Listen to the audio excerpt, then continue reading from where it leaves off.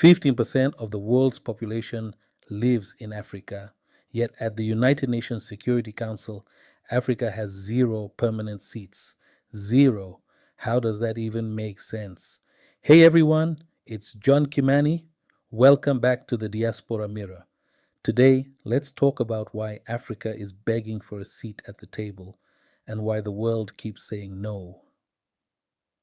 They tell us it's about power. After World War II, the victors gave themselves permanent seats: the US, UK, France, Russia, and China. They guard that privilege with iron fists. They don't want new equals. But let's be honest, Africa is also its own enemy. The African Union itself cannot agree who should represent the continent.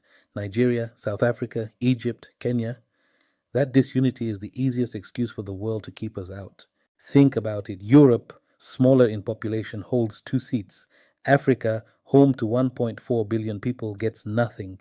Yet more than half of UN peacekeeping missions are on African soil. Our minerals, our oil, our cobalt, our lithium fuel the modern world. But decisions are made elsewhere. Even when the UN plants offices in Nairobi, Addis, and across the continent, it is not empowerment, it is management.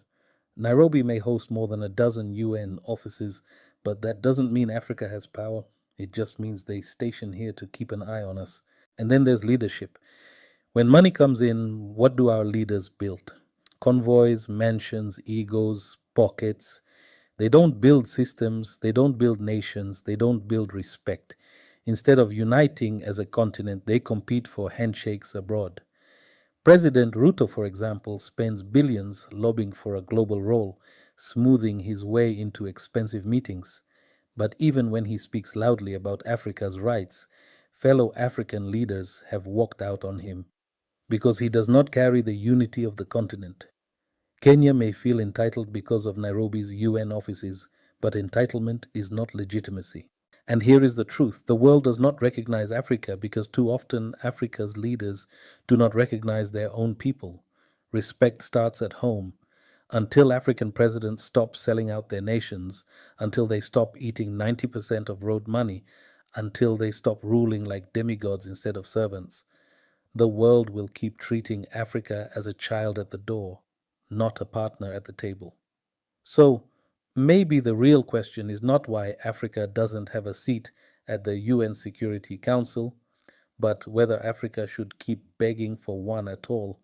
What if we built our own tables, our own AU, our own systems strong enough to command respect? That's the conversation we need. Don't